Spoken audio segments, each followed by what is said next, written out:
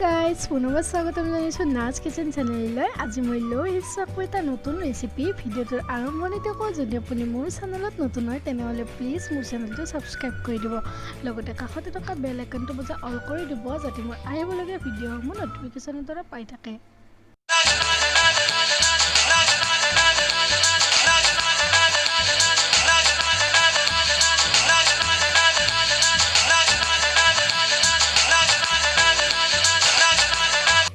প্ৰথমতে মই দুটা মিডিয়াম সাইজৰ পিঁয়াজ কাটি লৈছোঁ সৰু সৰুকৈ, দুটা বিলাহী কাটি লৈছোঁ মিডিয়াম সাইজৰ, কেইটামান কেঁচা জলকীয়া কাটি লৈছোঁ আৰু অকণমান আদা নহৰু পেষ্ট বনাই লৈছোঁ। এয়া কচুখিনি মই ভালদৰে বাকলি গুচাই বইল কৰি লৈ লৈছোঁ, লগতে লৈ লৈছোঁ কেইটামান মান ধনিয়া।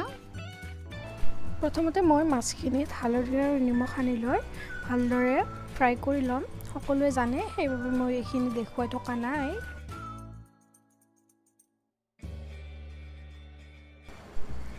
এয়া মাছখিনি ভাজি হৈ গৈছে। প্ৰথমতে মই কেৰাহীখন পাতি লৈ তাত অকণমান মিঠাতেল দি লৈছোঁ। মিঠাতেলখিনি গৰম হোৱাৰ পিছত মই তাতে এচামুচ গোটা জিৰা দিছোঁ। জিৰাখিনি ফুটি অহাৰ পিছত মই ইয়াতে কাটি ৰখা গোটেইখিনি পিঁয়াজ দি লৈছোঁ আৰু পিঁয়াজখিনি ভালদৰে ৰঙচুৱা হোৱালৈকে এইখিনি ভালদৰে ভাজি ল'ম।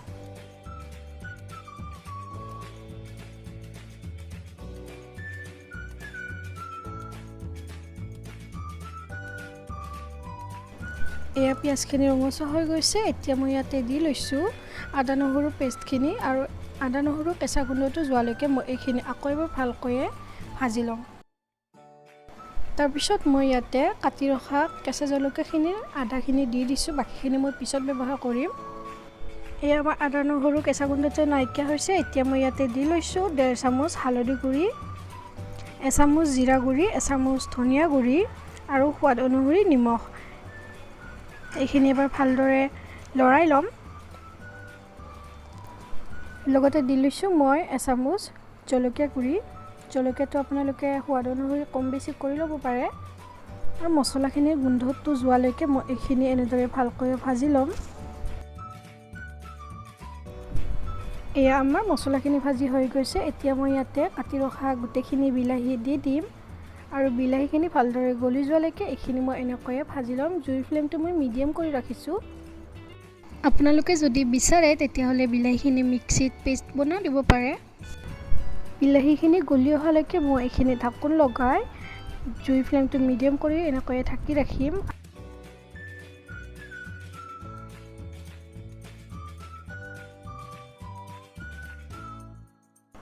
এয়া চাওকচোন, আমাৰ বিলাহীখিনি প্ৰায় গলি আহিছে আৰু এইখিনি মই ভালদৰে গলি যোৱালৈকে এনেকৈয়ে লৰাই থাকিম। আপোনালোকে বিচাৰিলে ইয়াতে অকণমান পানী এড কৰিব পাৰে। আৰু এয়া চাওক, আমাৰ বিলাহীখিনি ভালদৰে গলি গৈছে আৰু এতিয়া মই ইয়াতে দি ল'ম বইল কৰি থোৱা কচুখিনি। জুইৰ ফ্লেমটো হাই কৰি ৰাখি মই কচুখিনি প্ৰায় 5 মিনিট সময় এনেকৈয়ে ভাজি ল'ম, যাতে কচুখিনিয়ে মছলাখিনি ভালদৰে এবজৰ্ব কৰি লয়।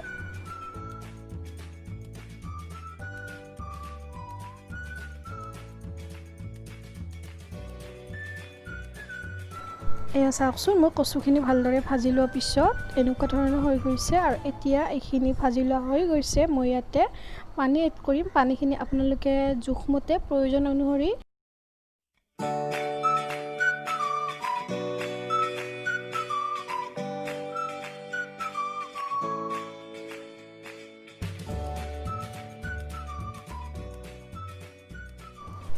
মোৰ পানীখিনি এড কৰা হৈ গৈছে। মই ইয়াতে দি লৈছোঁ এচামুচ নেমু ৰস। আপোনালোকে বেলেগ টেঙাও ব্যৱহাৰ কৰিব পাৰে, মোৰ ওচৰত বেলেগ নাই বাবে মই নেমু ৰস দিছোঁ।